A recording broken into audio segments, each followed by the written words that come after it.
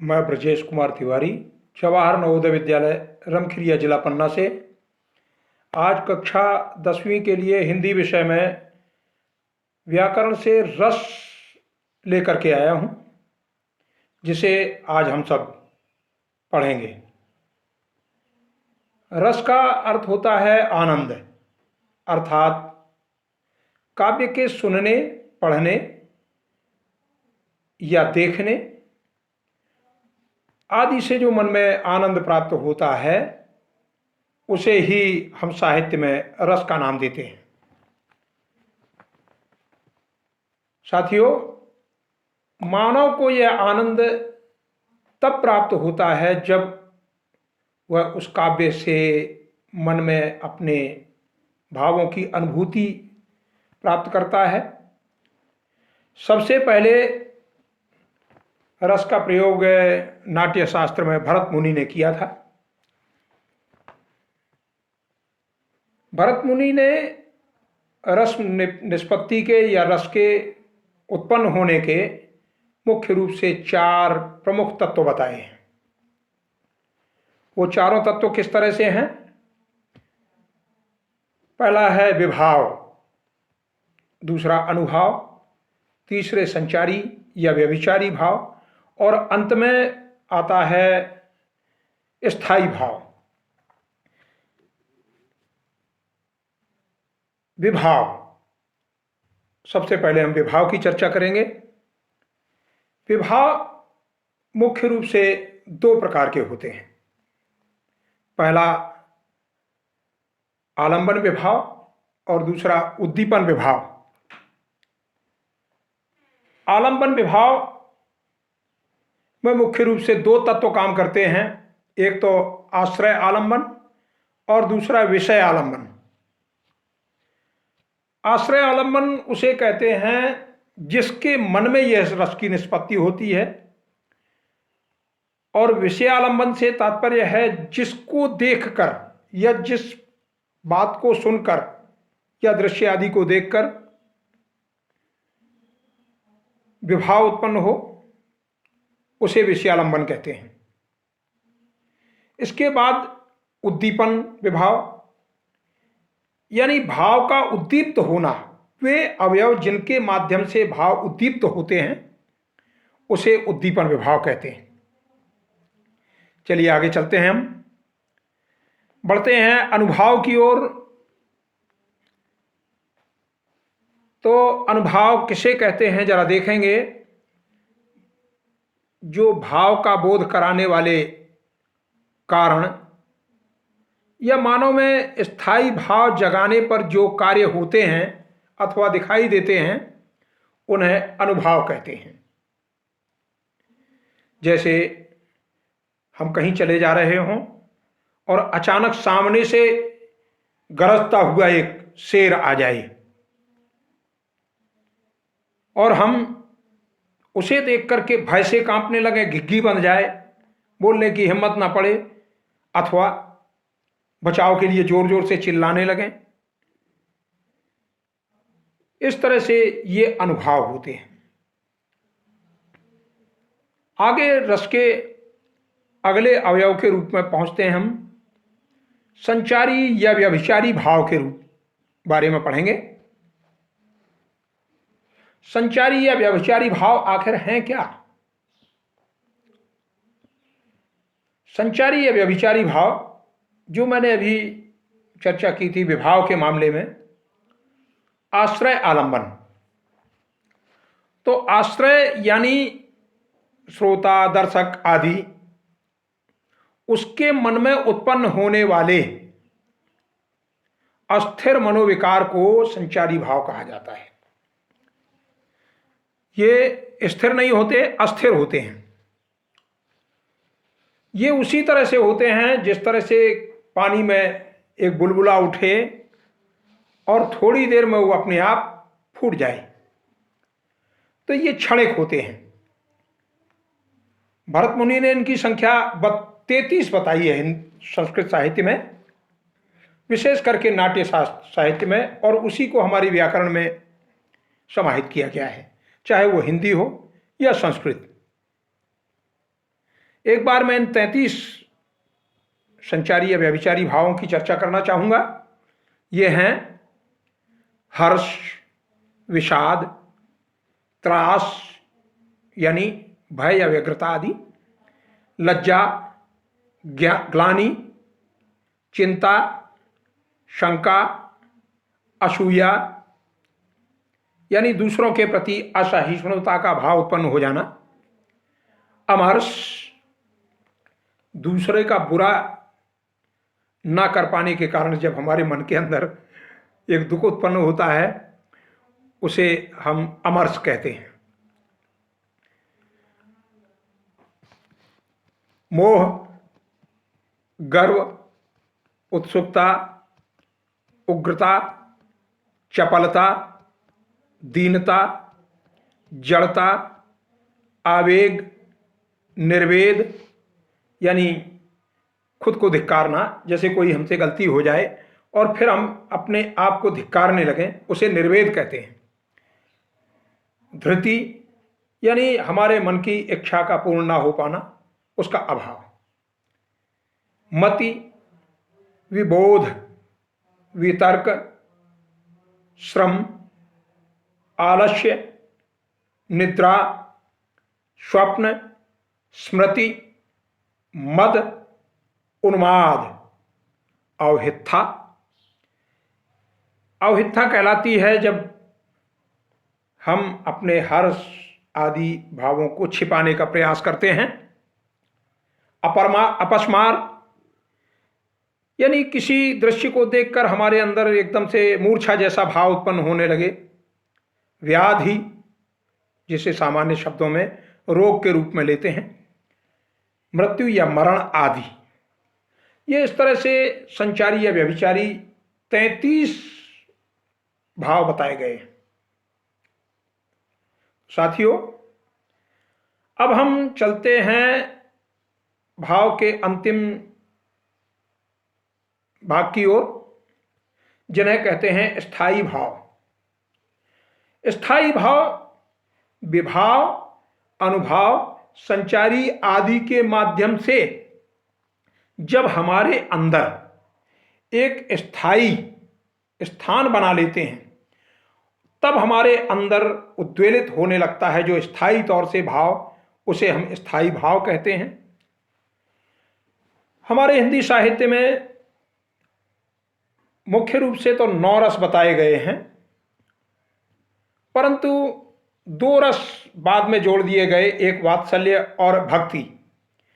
इन दोनों को जोड़ देने के कारण से कुल हमारे यहाँ हिंदी साहित्य में 11 रस की चर्चा मुख्य रूप से की जाती है। अब मैं उन 11 रस के बारे में चर्चा करना चाहूंगा विस्तार से, इनके स्थायी भाव और उदाहरण के साथ। ध्यान देंगे सभी। तो सबसे पहले हम चर्चा करते हैं रसराज श्रृंगार। रसों के राजा के रूप में इसे श्रृंगार का नाम दिया गया है। श्रृंगार से तात्पर्य है जब हमारा कोई प्रिय, जब हमें कोई बहुत अच्छा लगने लगता है तो उसके सौंदर्य का वर्णन करना,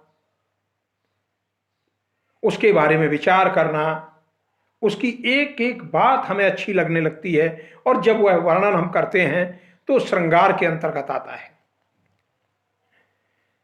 जब वह हमारा प्रिय हमारे सामने होता है, उसकी अच्छी बातें हमें याद आती हैं और हम उसकी चर्चाएं करते हैं, तो वो संयोग श्रृंगार कहलाता है। उदाहरण के तौर पर मैं लेना चाहूंगा, भगवान श्री कृष्ण की मुरली को गोपियों ने छिपा लिया। सूरदास जी ने, बिहारी ने, क्षमा करें, बिहारी ने बड़ा सुंदर वर्णन किया है अपनी सतसई में।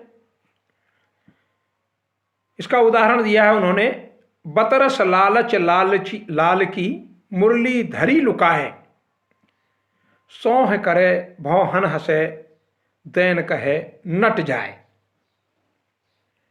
श्रृंगार रस का स्थायी भाव रति है। रति यानी प्रेम। जब हमारे मन के अंदर किसी प्रिय के लिए विशेष प्रेम, आंतरिक प्रेम की अनुभूति होने लगती है, तब वह श्रृंगार रस की निष्पत्ति होती है। ये जो अभी उदाहरण दिया, बतरस लालच लाल की मुरली धरी लुकाए, सौहर करे हौसन सौह करे भौहना से देन कहे नट जाए। लाली ने कन्हैया की मुरली को छिपा लिया, परंतु उनसे बात करने की इच्छा से जब कन्हैया मांगते हैं कि मुरली दे दो मेरी हे सखी, तो वो कहती है नहीं, तेरी कन्हैया मैंने नहीं चुराई, ये मेरे पास नहीं है। लेकिन आंखों आंखों में हंसती है, यानी बात करने की उसके मन में इच्छा उत्पन्न होती है। यहीं पर ये संयोग की बात आती है और ये संयोग श्रृंगार है। अब मैं आगे चलता हूं वियोग श्रृंगार की ओर।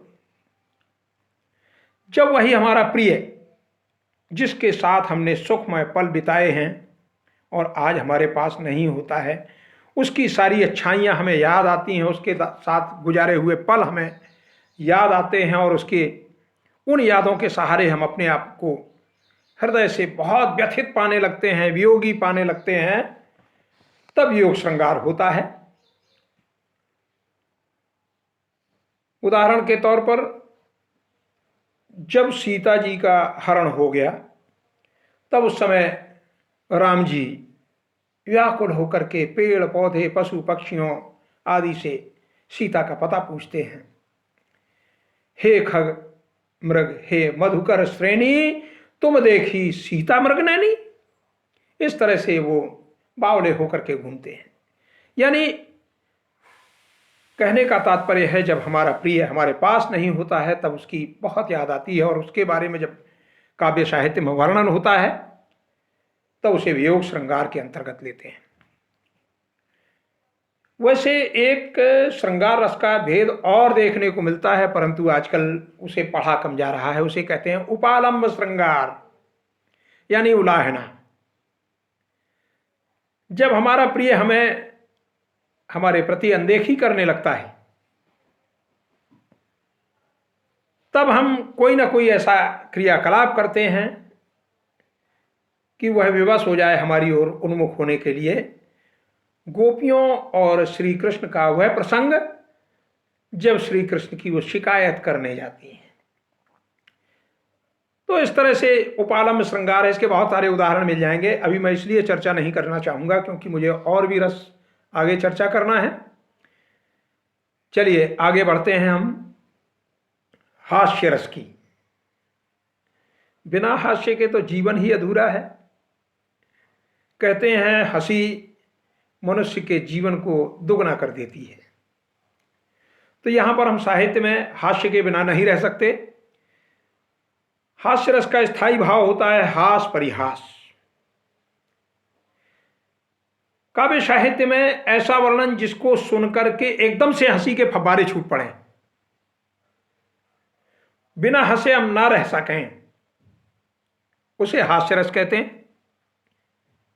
उदाहरण के लिए तंबूराले मंच पर बैठे प्रेम प्रताप। तंबूराले मंच पर बैठे प्रेम प्रताप,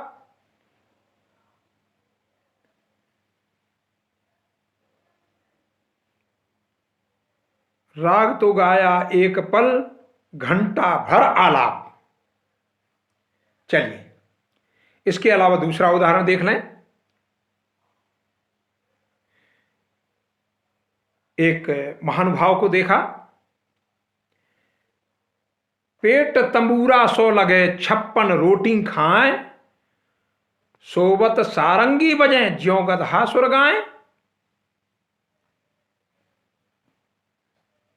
इस तरह से जब हंसी के फव्वारे फूट पड़े तब समझ लीजिए कि हास्य रस है।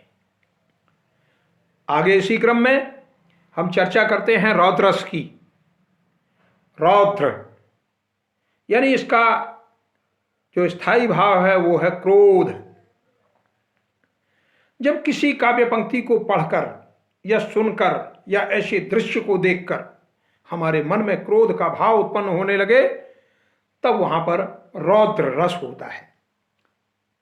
उदाहरण के लिए कक्षा 10वीं में ही राम लक्ष्मण परशुराम संवाद जो आया है, जब लक्ष्मण जी ने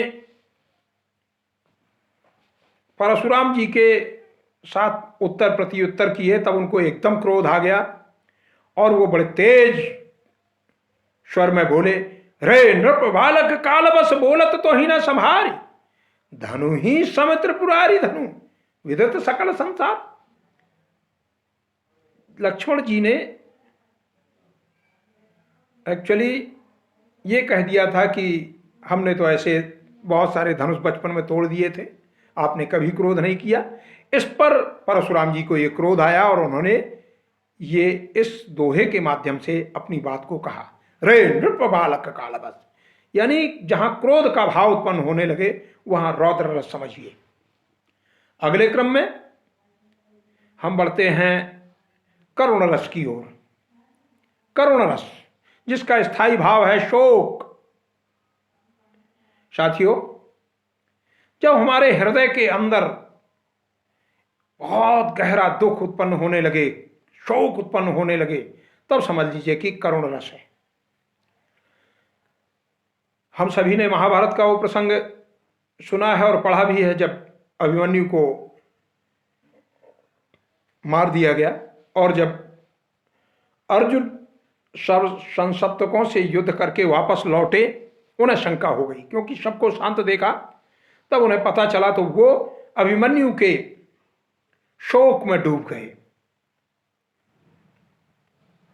और उन्होंने जिन शब्दों में अपना वर्णन किया, मेरे हृदय के हर्ष हा अभिमन्यु बेटा तुम कहां, दृग खोल कर बेटा तनिक तुम देख लो हमको यहां। इसके अलावा कहते हुए यूं उत्तरा के नेत्र जल से भर गए, मानो हवा के वेग से खुल गए पंकज नए। इस तरह से ये करुण रस है। इसी क्रम में आगे देखते हैं हम वीर रस। जब हमारे अंदर एक उत्साह का भाव उत्पन्न होने लगता है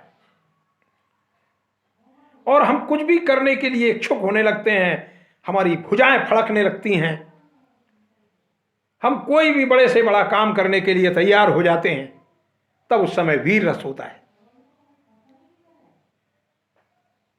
इसका स्थायी भाव उत्साह। उदाहरण के लिए, वीर तुम बढ़े चलो, धीर तुम बढ़े चलो, सामने पहाड़ हो सिंह की दहाड़ हो, तुम निडर रुको नहीं, तुम निडर झुको नहीं। इस तरह से वीर रस। साथियों, अगले क्रम में हम बढ़ते हैं एक नए रस की ओर जिसका नाम है अद्भुत रस। अद्भुत रस यानी इसका स्थायी भाव आश्चर्य, विस्मय। जब हमारे मन में किसी दृश्य को देखकर या काव्य पंक्तियों को पढ़ करके एकदम आश्चर्य का अनुभव होने लगे, जैसे उदाहरण के लिए बच्चों ने जाकर के यशोदा मैया से कहा कि मैया तेरे कान्हा ने मिट्टी खाई। मैया जाकर के कहती हैं खोल ले मुख, और जब वो जो है मुख खोलते हैं और उस मुख के अंदर जो कुछ देखा यशोदा मैया ने, उसे देख करके जो उनकी गति हुई, एकदम आश्चर्यचकित होकर के देखते रह गईं। देख यशोदा शिशु के मुख में सकल विश्व की माया, क्षण भर को वह हुई अचेतन, हिल न सकी कोमल काया। ये जो है अद्भुत रस है। साथियों, आगे और एक नए रस के साथ हम, जिसका नाम है विभत्स रस। विभत्स रस का स्थायी भाव है घृणा, जुगुप्सा। मानव जीवन है, हर तरह के भाव उत्पन्न होते हैं। उन्हीं सब भावों को पिरो करके साहित्यकारों ने इन रसों की निष्पत्ति की है। विभत्स रस में जब हम किसी दृश्य को देखकर हमारे मन में घृणा का भाव उत्पन्न होने लगे या किसी वर्णन को सुन करके हमारे मन में एकदम अरे भैया बस बंद करो, अब नहीं सुनना है। उदाहरण के तौर पर, आंखन में कीचड़ भरो नाक बहत दिन रात, आंखन में कीचड़ भरो नाक बहत दिन रात, बदबू सारे बदन में देख जिया मचलात। यानी हमारे मन में घृणा का भाव उत्पन्न होने लगे तब उस समय वीभत्स रस होता है। इसी तरह से आगे बढ़ते हैं हम भयानक रस की ओर। जैसा कि इसका नाम ही भयानक है और इसका स्थायी भाव भय है। जब किसी दृश्य को देखकर या काव्य पंक्ति को पढ़ करके हमारे मन में भय का भाव उत्पन्न होने लगे तब वहां पर भयानक रस होता है। उदाहरण के लिए, एक ओर अजगर ही लखी एक ओर वन राय, विकल बटो ही बीच में परियो मूर्छा खाए। इस तरह से जो है ये भयानक रस है। और अगले क्रम में हम मुड़ते हैं शांत रस की ओर। शांत रस में किसी तरह की इच्छा आकांक्षा नहीं होती है। व्यक्ति पूरी तरह से निर्मल शांत होता है। इसका स्थायी भाव निर्वेद है। उदाहरण के लिए हम यहां पर ले सकते हैं कबीर का वह दोहा, जब मैं था तब हरि नहीं अब हरि है मैं नाहि, सब अंधियारा मिट गया जब दीपक देखा माय। इस तरह से ये शांत रस है। अभी जो मुख्य 9 रस हैं उनकी हम चर्चा कर चुके हैं और जो 2 रस रह जाते हैं उनकी भी हम चर्चा करने जा रहे हैं। उनमें से सबसे पहले हम चर्चा करेंगे वात्सल्य रस की। वात्सल्य रस शिशु के प्रति स्नेह है। जब बड़ों के मन में उत्पन्न होने लगता है तब वात्सल्य रस की निष्पत्ति होती है। इसका स्थायी भाव वही शिशु प्रेम कह लीजिए। यशोदा हरि पालने झुलावे, हलरावे दुलरावे मल्हाई, जोई सोई कछु गावे, यशोदा हरि पालने झुलावे। और उदाहरण ले लें, किलकत कान गुटरुअन आवत, मणिमय कनक नंद के आंगन, बिंब पकड़ी वै धावत। बहुत सारे उदाहरण पढ़ने और देखने को मिल जाते हैं। और अब अंत में चर्चा करने जा रहे हैं हम भक्ति रस की ओर। भक्ति ईश्वर के प्रति अनुराग, समर्पण भाव। जब पूरी तरह से मनुष्य ईश्वर के प्रति समर्पित हो जाता है, किसी तरह का जो है कोई भी विकार मन में नहीं रह जाता, तब उस समय भक्ति रस की निष्पत्ति होती है। लोग भक्ति की ओर मुड़ने लगते हैं, समर्पित हो जाते हैं प्रभु के प्रति। एक भरोसो एक बल एक आश विश्वास, एक राम घनश्याम हित चातक तुलसीदास। यानी भगवान श्री कृष्ण के प्रति एक ही भरोसा, एक ही विश्वास, एक ही आत्मबल, प्रभु के प्रति समर्पण। तो साथियों, इस तरह से हमने आज रसों की चर्चा की। मैं चाहूंगा कि जो उदाहरण ये बताए गए हैं, इन उदाहरणों के अलावा मेरे विद्यार्थियों अपनी पाठ्य पुस्तक में से हर रस के 5-5 उदाहरण खोज करके लिखें और उसकी फोटो खींच करके मेरे पास व्हाट्सएप नंबर 88 392 50 429 इस तरह से जो है मेरे पास भेजें ताकि मैं जांच सकूं। धन्यवाद। जय हिंद, जय भारत। आज के लिए इतना ही काफ़ी।